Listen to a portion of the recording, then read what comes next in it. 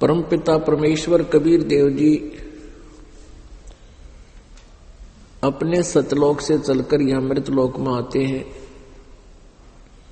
काल के द्वारा फैलाए गए अज्ञान का नाश करने के लिए वो तत्व ज्ञान सुनाते हैं, लिपिबद्ध करवाते हैं। काल के दूत ये झूठे नकली गुरु संत मंडलेश्वर महंत ये काल प्रेरणा से अज्ञान का प्रचार कर रहे होते हैं और परमात्मा अपनी प्यारी आत्माओं को निज स्थान सतलोक जहां से हम आए हैं, जहां हम सदा सुखी रह सकते हैं, उस स्थान का ज्ञान कराने के लिए और वहां जाने की विधि बताने के लिए, काल के जाल से निकलने का तरीका बताने के लिए परमात्मा स्वयं ही आते हैं। जिस समय परमेश्वर आते हैं उस समय अज्ञान के आधार से प्राणी इतना अंधा हो चुका होता है, ज्ञानहीन हो चुका होता है, वो परमेश्वर को पहचान नहीं पाते हैं। परमात्मा कहते हैं कबीर जी, मैं रोवत हूं सृष्टि को, सृष्टि रोवे मोए। कहे कबीर इस वियोग को समझ न सकता कोई।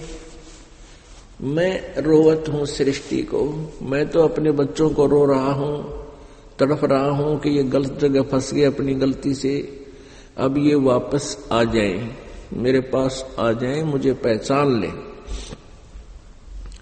और ये मुझे ढूंढ रहे हैं, मेरी तलाश खोज कर रहे हैं, क्योंकि प्रत्येक प्राणी चाहता है मैं साधना करूं।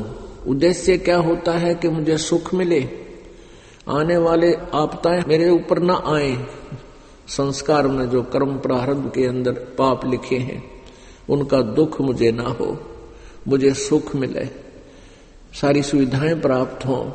लेकिन ये सर्व सुख, सभी सुविधाएं और आपत्तियों का विनाश केवल एक ही परमात्मा परमेश्वर कबीर जी कर सकते हैं।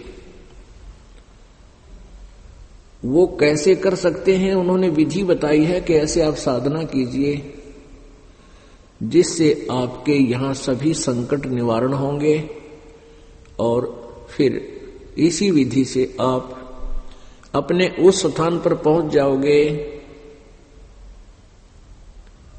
जहां से आप आए हो, और जिस सुख की खोज आप इस काल के लोक में कर रहे हो वो आपको वहां मिलेगी, यहां वो सुख नहीं है। परमेश्वर कबीर जी आए थे और इन अज्ञानी अनाड़ी संतों के ज्ञान को रिजेक्ट किया करते थे। इनके ज्ञान को कहते थे ये ज्ञान ठीक नहीं है, ये शास्त्र विरुद्ध ज्ञान दे रहे हैं तुम्हारे को, जिससे आप जी का जीवन व्यर्थ हो रहा है।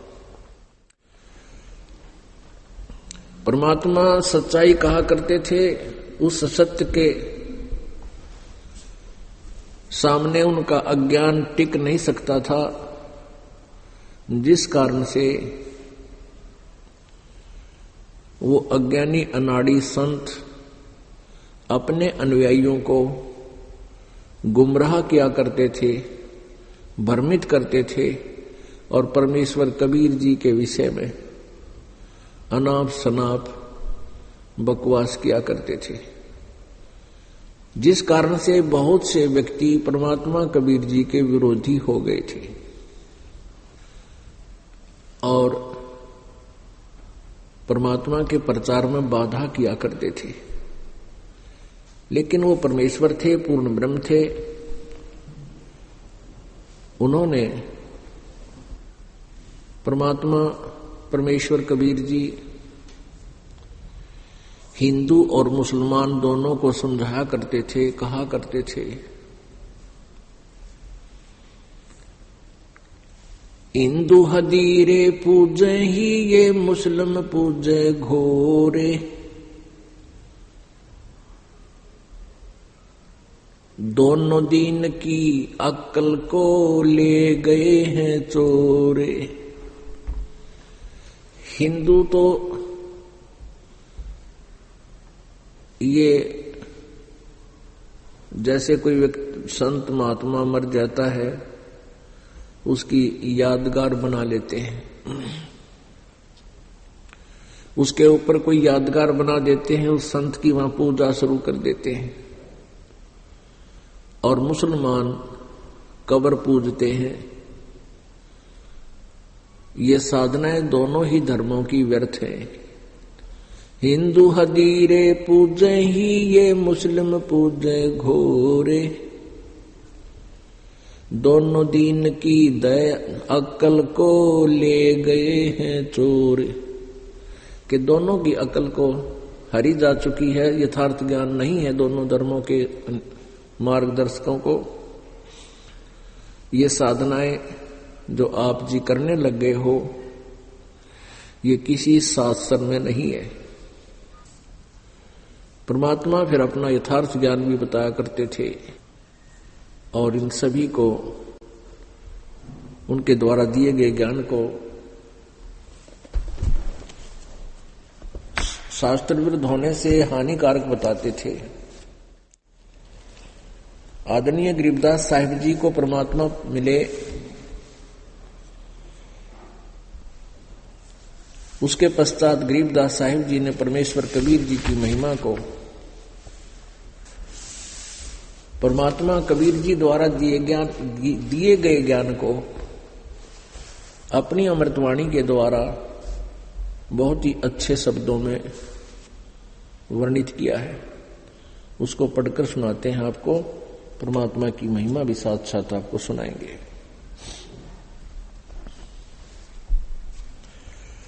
कस्तूरी नाम कबीरे है बिन छेड़े में कंते।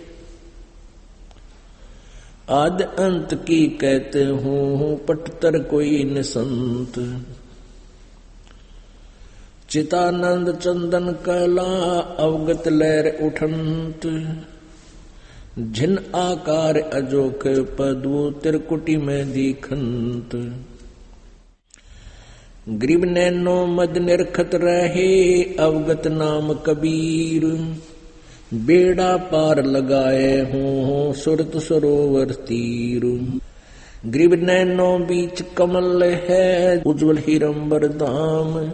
शेष शेष पुन रटत है जिन्होंने पाया वह राम। गरीब शेष 88 ना गए 2400 पर चोख। 3300 पर तलब है कोई बकरा कोई बोक। गरीब शेष 88 5 में 2500 को पूछ।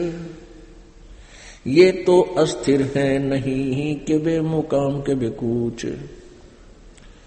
गरीब 10वां तो अवतारे है हिमालय का नीर।